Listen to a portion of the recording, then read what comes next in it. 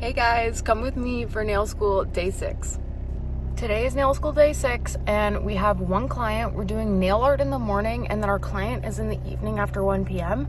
and we are doing our practicum exam. So we'll be doing either a gel or an acrylic set and then we'll be marked on it.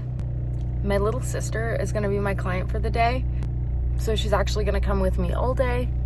So if you see an extra pair of hands or feet, it's her. Anyway, we gotta go pick her up, so let's roll.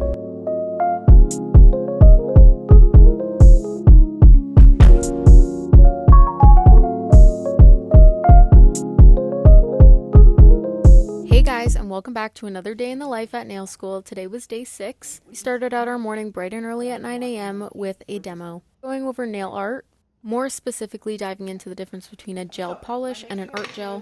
And she also showed us some very popular nail designs, like ombre and sweater nails, chrome and sugaring. I really enjoyed the demo and watching all of the different nail art. She also brought in a ton of examples of nail art that she's done in the past and explained a lot of it to us. Then we did the written portion of our artificial nails exam before heading out for lunch at 12 o'clock. Me and my little sister went to Harvey's for lunch, came back, ate our grub real quick, and then we got right into the set. We had no time to waste. So at 1 o'clock, we started the exam. We started off by getting into the prep. I used my e-file and my implements. Our teacher recommended prep be done in about 20 minutes on a day-to-day client. So I was checking the time constantly, trying to make sure that I'm staying within the recommended margins, because I want to give myself a realistic goal instead of overwhelming myself and not knowing how long things should take. Did I get this prep done in 20 minutes? No, it took 30. But just a week ago, it used to take me almost 40 minutes to prep, so we're getting there. Progress is progress, and if you go back and watch day 1 and 2 of nail school, you can see my improvement in almost everything, which is awesome. That's obviously exactly what I want.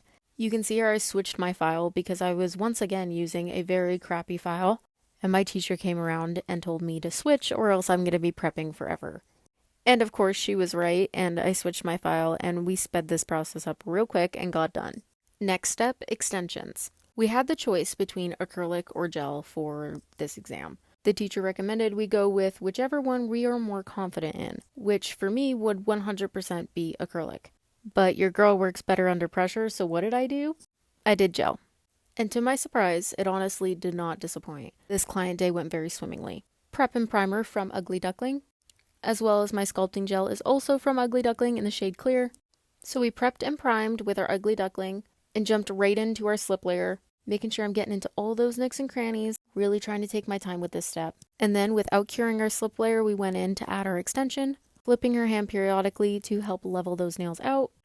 Went in and did the other hand, exact same thing, slip layer, not curing, and then going in with my extension. You guys will see me constantly covering my gel pot. Some people don't do that, and that's your choice, but in this case, I was working right next to a very large window, so my gel needs to be covered or it will cure from the sunlight, meaning my brush could also cure in the sunlight. So I keep everything covered or hidden from the light for that reason. I'm going in now to do her thumbs. I always do the 4 fingers flat and then thumbs separate to ensure a nice even cure, especially on those thumbs. Because when you put your whole hand in flat at once, the UV light doesn't always hit those corners.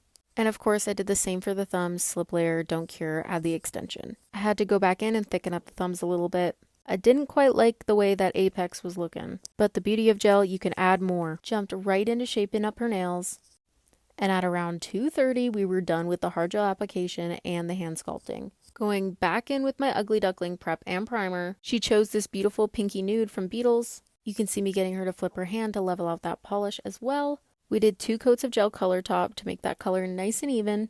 I want to know what everyone's favorite nail color is right now, because all of my clients seem to be aiming for the purples, the blues, the nudes, and the pinks. I know at the beginning of the year everyone was saying butter yellow was going to be the color of the summer, but my clients say otherwise. I even went out and got a bunch of different butter yellows. Still haven't used them, but we'll see.